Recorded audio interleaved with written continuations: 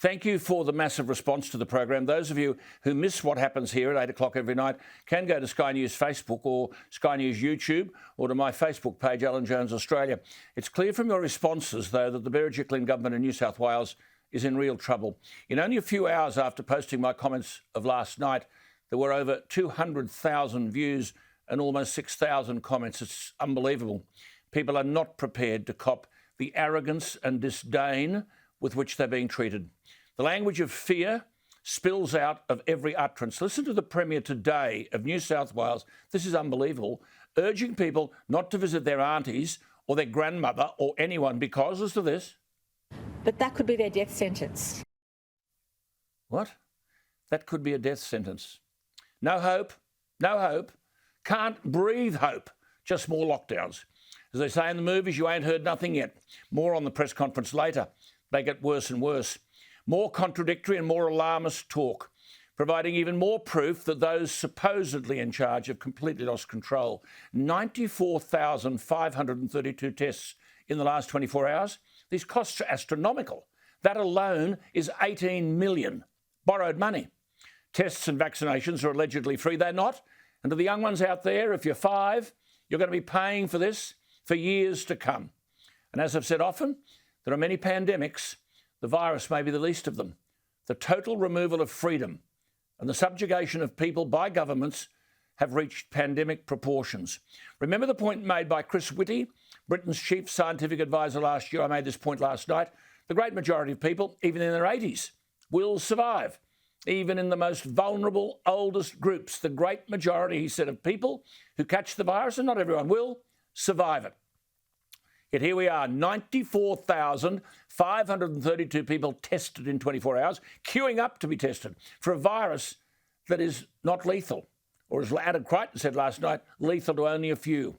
Of course, Berejiklian and co. pull out the fear stopper, and it's repeated right across the media. 177 total new cases. Why aren't we told that out of 94,532 tested, 94,355 were negative? That'd be a hopeful observation. Or that worldwide, well over 99% of the cases are mild. As Adam and I said last night, in a world which completely lacks perspective, 4 million people have died in 18 months. We don't know whether it's from or with coronavirus, but 60 million people die every year. Yet here we are, racking up trillions of dollars in debt and trashing freedoms that we've taken for granted and for which people died in war to preserve. Remember the comments last night of the gifted Adam Crichton when he said, quote, future generations will inherit a less free, more embittered society where vaccination status, attitudes to compulsory masking and lockdowns will divide people as much as class and race have before. It's too sad, which brings me to Western Sydney. I've been arguing relentlessly, and I won't stop, in order to give these people some voice, to offer them a sense of compassion, to guarantee them each day some dignity.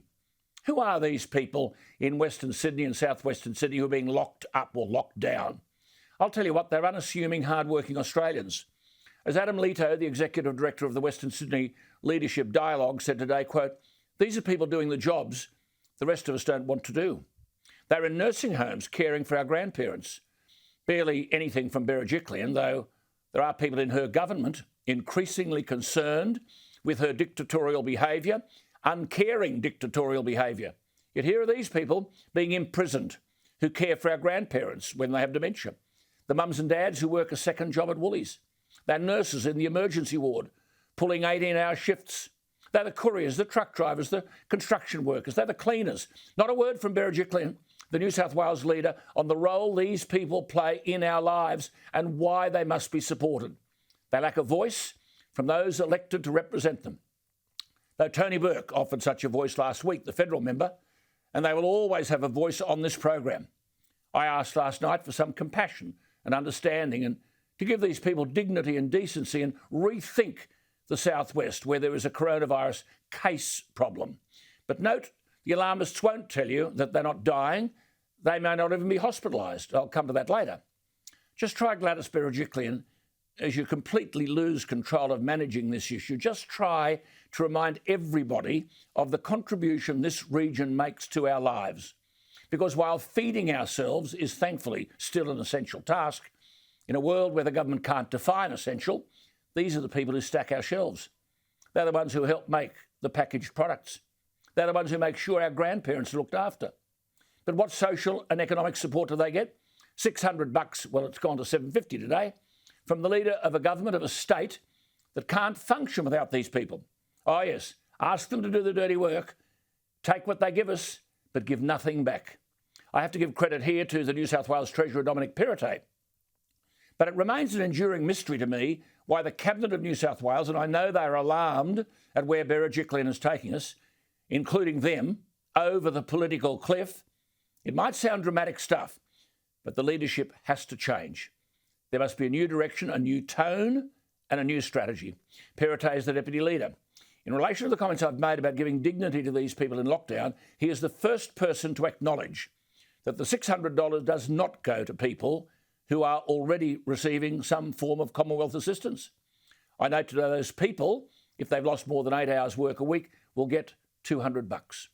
Clearly, Scott Morrison and Frydenberg are not happy with Berejiklian blaming them for the vaccine rollout. So they're not forking out money, just pretending to. The $600 has gone to $750. I note that Craig Kelly has issued a press statement today calling on all politicians and senior bureaucrats to have their pay cut to $750 a week for as long as any lockdown continues in their state or territory. And he says, if we're all in this together, as the marketing slogan goes, then he says, we'll all need to be in this together. Yet Berejiklian at the press conference today was trying to tell everybody that, quote, we fought our guts out for those extra payments. People should not feel stressed about their financial position. That's easy to say for someone on a taxpayer-funded salary. For all my viewers, she then said, and people who are writing to me, don't worry, Berejiklian is fighting for you. Don't stress. Listen to this today. We fought our guts out for these extra payments. I'm glad they're here, and I do say that it will keep us going. People should not feel stressed about their financial position.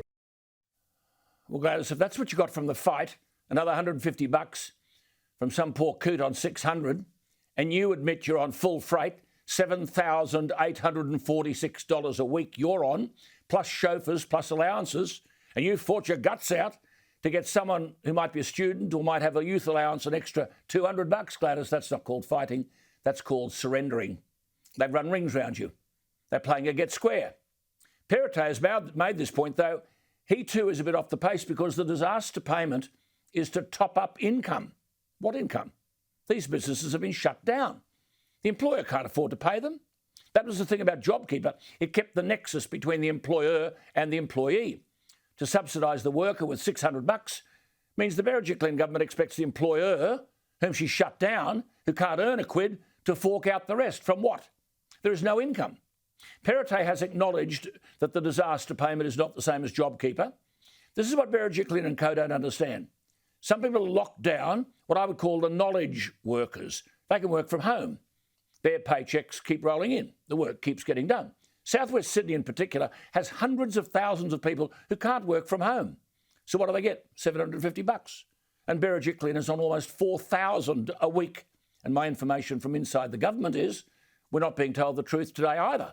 Berejiklian thinks that when August comes about, the lockdown will go into September. If it does, there has to be another leader, if we can find one. Many of us had hoped that one day, perhaps today, the Premier of New South Wales would be the agent of change. A policy that's not working, change it. Lockdowns don't work. Instead, she continues to be the chronicler of decline. Not only hers, but the battlers on Struggle Street. I think of the kids. We learned today that the Royal Australian and New Zealand College of Psychiatrists has said that emergency hospital visits from children with mental health problems have risen from 25 to 40%. Suicidal and super stressed children are flooding hospital emergency wards. Do you think, as a result of what's been announced today, that those visits will increase or decrease? The experts, Berejiklian ignores experts other than those in her little internal cabal, the knowledgeable experts are saying that lockdowns, domestic violence and online learning are fueling COVID anxiety and depression amongst Australian children, some too frightened to breathe outdoors for fear of getting sick. This is the disgraceful consequence of appalling leadership, prospering fear and alarmism. Berejiklian said today, don't visit your aunt or your grandmother or anyone. Listen to this again. But that could be their death sentence. That could be a death sentence. This is unconscionable and culpable alarmism. As I speak to you, we have 2,677 cases, which are mild. 99.3% of all cases are mild. 18 in a serious condition in a population of 25.5 million. That is 0.0007% of the population. Get your head around this. And she's telling people they're going to die. Reports out of England today of leaked data covering all national health trusts in England show that as of last Thursday, this is staggering, only 44% of patients classed as being hospitalised. You hear this alarmist talk even in Australia, 207 in hospital. Well, here are the figures. Only 44% in England, as of last Thursday, hospitalised with COVID, had tested positive by the time they were admitted. So the majority of cases in hospital were not detected until patients underwent the COVID tests carried out on everyone admitted to hospital for any reason. So 56% of the COVID hospitalisations were in hospital for other health reasons when they tested positive. But in England, as here, there's no distinction between those admitted because of a severe illness later found to be caused by the virus and those in hospital for different reasons who might otherwise never have known they'd picked up the virus. So just repeating, and I've warned you over and over again that governments have chosen fear over truth.